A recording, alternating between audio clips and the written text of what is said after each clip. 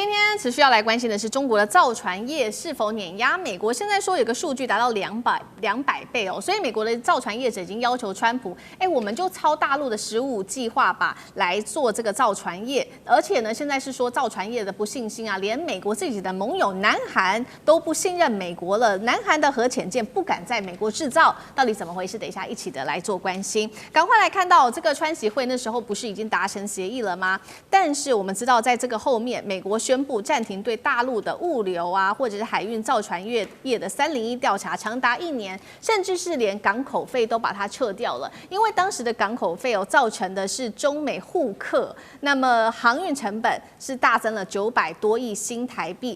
那時候美國的船一度靠在上海啊，一艘船就被課了2600萬新台幣的天價過路費，所以川普撐不下去了，自己先退一步。但是退這一步，卻遭到美國的許多的這一些海運業者啊，或者是其他的民主黨議員的痛批。我們看到他們怎麼說？他們說呢，你都已經做了這個港口費的課徵，為什麼你這時候要突然間又不課了，對中國妥協呢？等於就拋棄了我們美國工人啊。那麼也有這個研究所的研究員他這樣說：美國努力了這麼久遏制中國，都被你川普再親手給拆掉了。連自己業者鋼鐵工人也痛批川普哦，說你這個對於我們重振海事的努力造成了嚴重的負面影響。但是現實的殘酷是，就算美國不課徵所謂的港口費，或許也救不了美國的造船業，因為不管在人工或供應鏈上都比不過中國。第一個，美國工人他們比較不願意做苦工哦，工時效率沒有大陸好。第二個，造船成本比亞洲高了4-5倍。第三個，美國還是確實缺乏比較完整的供應鏈，而且具體的數字我們趕快來看到，在有關於過去的10年哦，商船的交付量。大陸啊達到了6700艘，緊接着日本大概是只有大陸的一半，3000多艘，韓國2000多艘，美國沒有看錯，這個只有2位數，37艘。如果我們再來看看的是，剛剛是這個商船的交付能力嘛，如果再來看到全球造船能量，大陸現在佔比全球74%，美國竟然只有0.2%。如果是大型貨櫃的市占，我們看到這個中國大陸高達95%，那美國連1%都沒有。跟中美之間的造船業來說，到底有什麼巨大的一個落差？那專家說了，即使不課徵所謂的港口費，美國的造船業也無法追上中國，真的是這樣嗎？聶老師怎麼看？當然是啊。你如果問我說他們程度到底差多大，我只有2個字叫巨大。至於這個量化這個基礎，其實都不是很重要。你現在去查這個 ChatGPT， 它也會給你講一種數字，跟這又不太一樣。反正不管怎麼說，你74%、70%，美國是0.2、0.1，不管怎麼樣，算起來都是幾百倍。那你說造船能力200倍，那什麼叫做能力？也不可能量化。那我們只能用值的來講，說你的 powerful 就是比人家強。第一個，你勞動力多；第二，勞動力也精準、認真工作，跟美國現在勞動力就不一樣。第一，人少；第二，他們的工作能量啊，我們講能量就是勞動力意願工作的這種人不一樣的，就以拿薪水為主。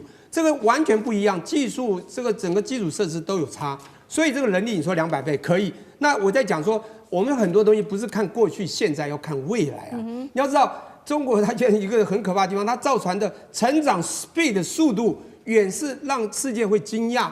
我們看是它的未來會更可怕，這個才是可怕。第二個，他在做的時候成本很低啊，你自己做你又貴，你今天把那個自由貿易把它擋住了，也就是現在 anti-globalization 叫逆全球化之後，你不向人家買，人家又便宜，你自己制造，你怎麼做？雖然那個川普有一個很大的 Make America Great Again 的大夢想，真的是夢，不是理想了。這個夢很難，為什麼呢？因為你制造業空洞化到離譜。所以我剛剛講的人、技術建設都沒有，最主要就是基礎建設已經拖太久。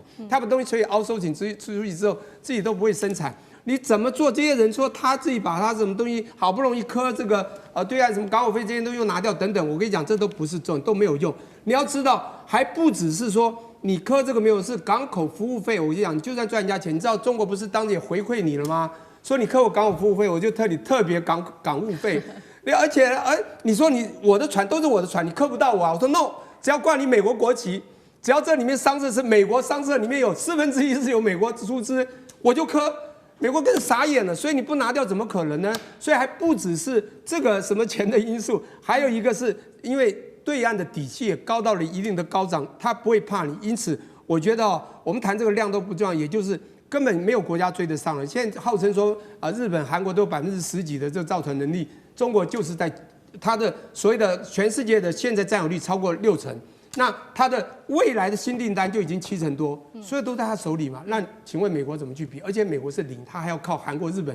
又靠不起，而韓國、日本又跟中國都有一段差距，請問他怎麼去追？這是一個很大的未來的問題。對，所以在此刻，為了要稍微把這個差距变小一點，這個是美國造船商會的委員會主席，他直接跟川普公開喊話說：“那麼乾脆我們就學大陸好了，他不是這個國家主導經濟嗎？你們也學大陸的這個15.5計劃，用這個5年來做一個規劃，用這種比較長遠的規劃，而且擴大補貼。”才能造就今天造船業，中國是世界第一。美國我們學它，可是真的有辦法做得到嗎？酈將軍又怎麼看？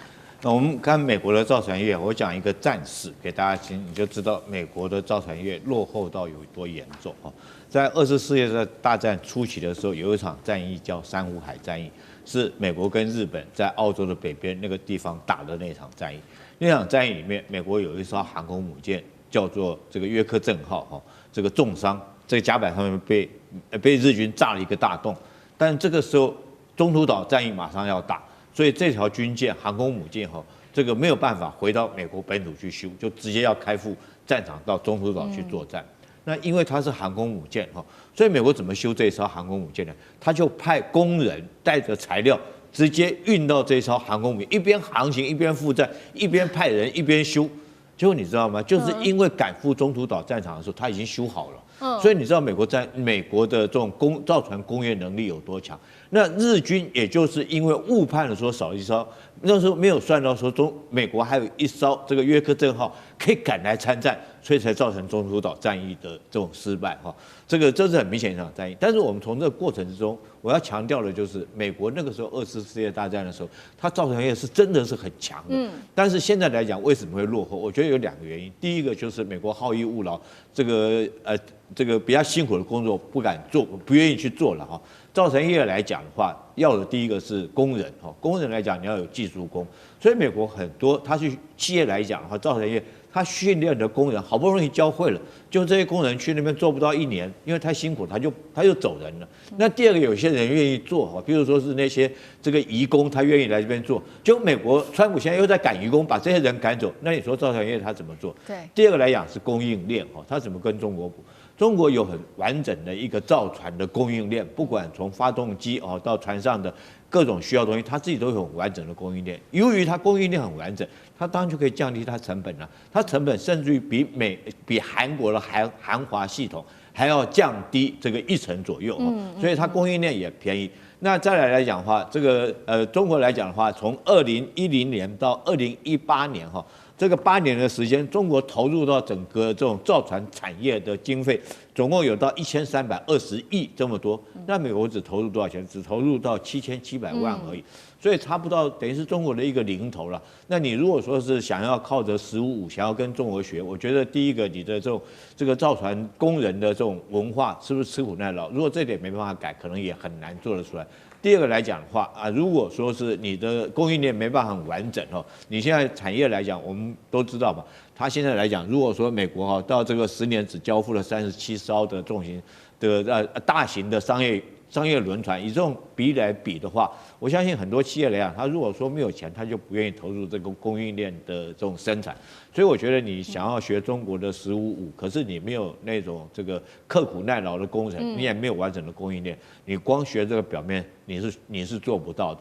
所以我們可以看出來，我斷言說是未來這幾年，美國的造船業還會持續的這種滑落。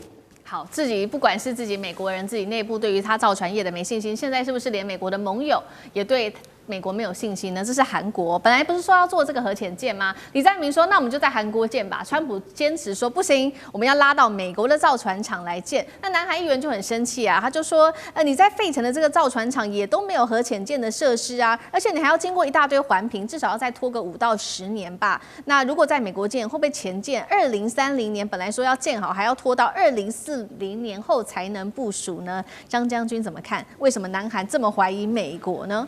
我認為這個時間不是問題，問題是美國要韓國的資金跟技術，我美國就是要你。現在韓國已經答應要投資美國造船業是1500億美元，因為我們知道它美國規定的要韓國要投資的1500億那麼多就是要錢過來啊。那韓國這個是講10年的造艦的這個燒數哦。我們看2024年去年韓國的製造業是全世界第2，僅次於中國大陸是第2它贏過日本那現在你韓國的製造業不錯，技術過來到我美國來。是這樣，所以美國是要圖韓國的資金跟技術，這2個是最重要的。那韓國要不要低頭？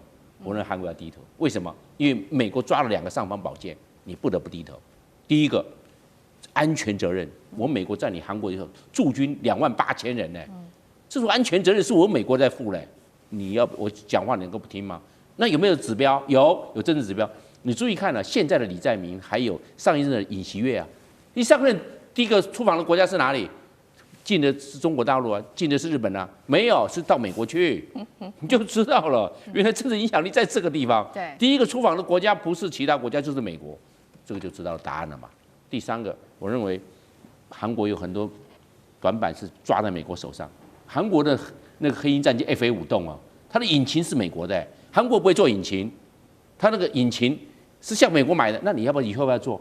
它這個 FA5洞的飛機還外銷到馬來西亞，還外銷到菲律賓，還外銷到歐洲的波蘭。但是不要忘了，你的心臟發動機是美國做的。你還有，我只是講飛機而已你其他還有很多意大利。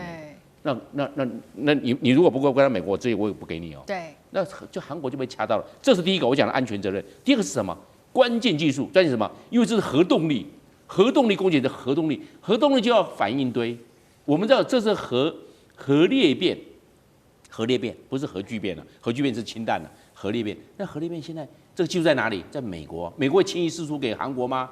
美國說，你朝鮮半島要無核化，這是核子動力。對不起，請你在我美國做。你這一講，說這是關鍵技術啊，你能夠不低頭嗎？你要，我就是要你朝鮮半島無核化。所以核子反應堆就要在我美國裝，就要在美國做，就要在美國這個船也能夠，這前進能夠完成。所以就從這4個因素就知道了。這個韓國到最後，韓國會低頭，因為他要配合美國川普的 MAGA。好，謝謝張將軍。那我們休息一下，馬上回來。地緣政治、美中之爭、戰略價值、強權崛起、小國生存，現在與未來洞悉事件走向，掌握世界脈動，全球觀點盡在環球大。